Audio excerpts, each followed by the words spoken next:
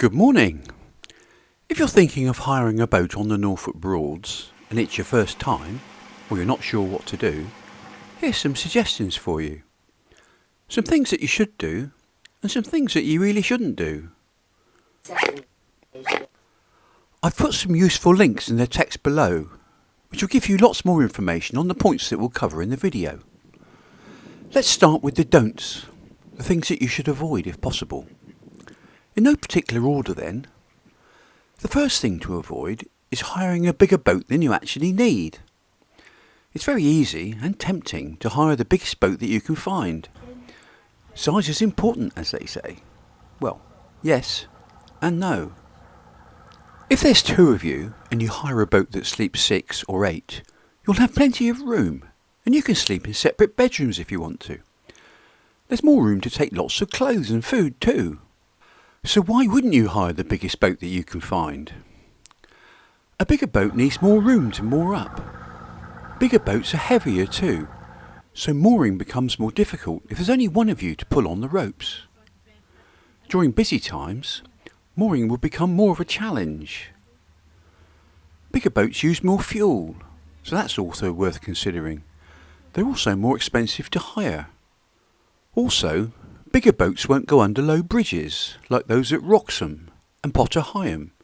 So if you want to explore upstream from these bridges, you'll need a smaller boat. Our second don'ts is the tides. Don't ignore them. This is important because you may find that you can't drive your boat under some of the bridges at high tide. London Bridge is an example of this if you've got a large or high boat.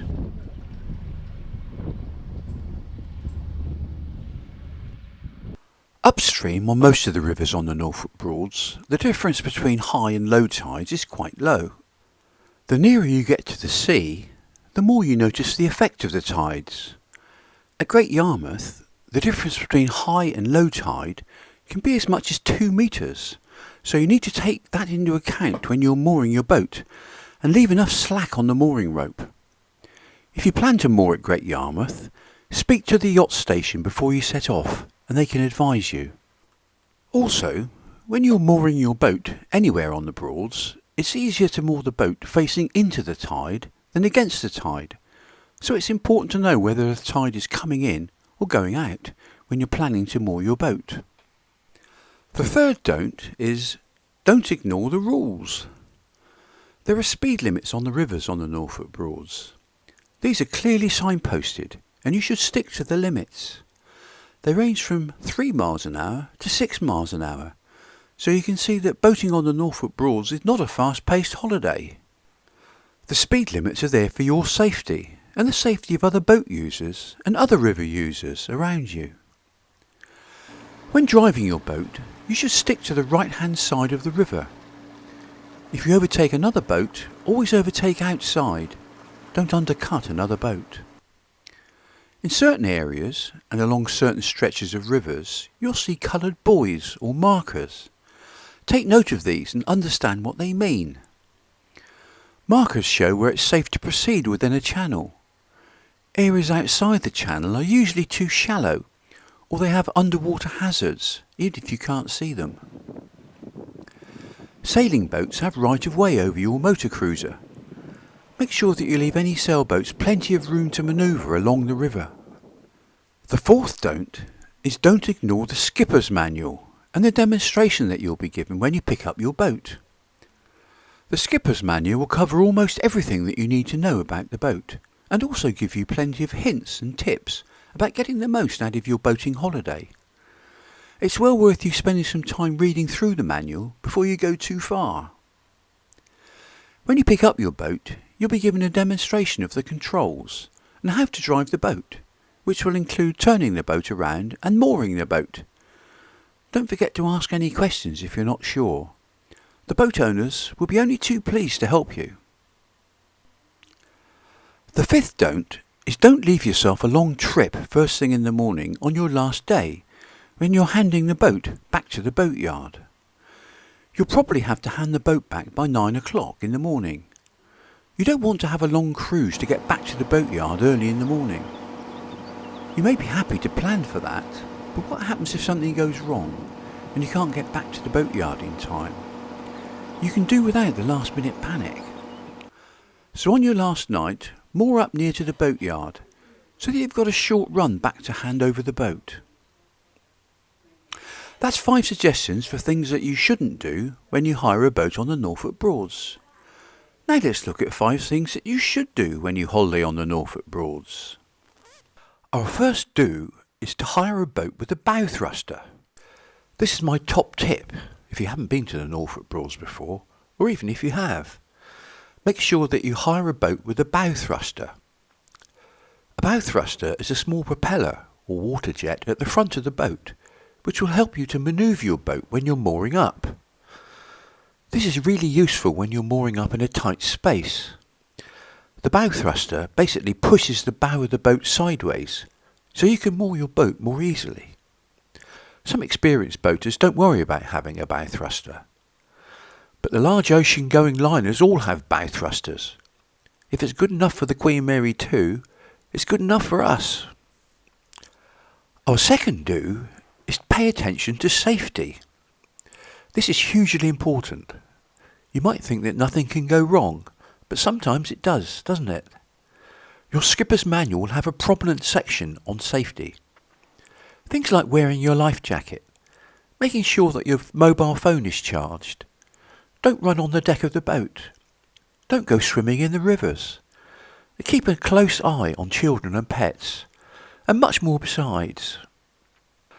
The third thing that you should do is some planning and research before you go on your holiday. When's the best time to go on the Norfolk Broads? Which boatyard should you choose? Which type of boat should you hire? Think about the places that you'd like to visit while you're on the Broads and work out a rough itinerary. You can travel about 30 miles a day on your boat, so during a week or longer, any point on the navigable Broads is within reach. The websites of the major boatyards have lots of help for you, and the Norfolk Broads Authority has a wealth of information. I've included a number of useful website links in the text below. One of the things that I suggested you don't do is to hire the biggest boat that you can. So what should you think about when hiring your boat? This is our fourth do. How many people are there in your party? If you have 4 people, you could get away with 1 2-berth cabin with the other 2 people sleeping in convertible beds in the seating area. This is the opposite of hiring a boat that's too big. This one might be too small. You might find that there isn't enough room for all of you, so you might be better off to go for a boat that sleeps 6. Do you want everything to be on one level, or are you okay with steps to different levels? Do you prefer an open top deck or a sliding canopy?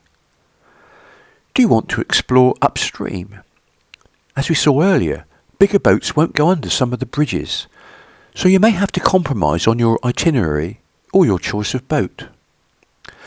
There are varying levels of luxury that you can enjoy, but of course the more luxurious options are the more expensive options. Some boatyards now have boats with hybrid engines, so you can reduce your carbon footprint by hiring one of these. Our fifth do is to think about mooring your boat. As I said earlier, you'll be shown how to moor your boat when you collect it. Pay attention to that demo, as it's important. When we think about mooring, we also have to consider where to moor up and when to moor up. You'll pick up your boat in the afternoon, so you should plan your first night's mooring within a couple of hours of the boatyard. If you start from Wroxham, Wroxham Bridge is a good place to moor up on your first night. There's quite a long stretch of moorings there, and there's also a nice pub. If you start from Stalham, How Hill is a good place to moor up. It's a longer walk to the pub there though. During busy times, moorings will fill up as the day goes on. It's worth thinking about cruising during the morning and then mooring up somewhere at lunchtime or early afternoon. You can then explore the local area without having to worry about whether or not you're going to find a mooring for the night.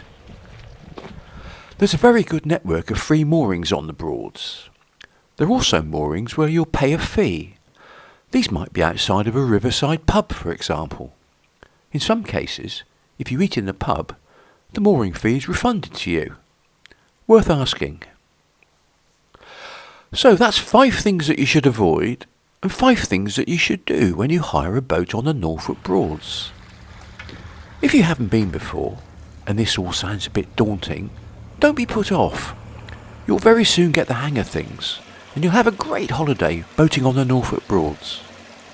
You might even come back again next year. Lots of people do. Have a look at the links in the text where you'll find lots of helpful advice. Thanks for watching and have a wonderful holiday on the Norfolk Broads.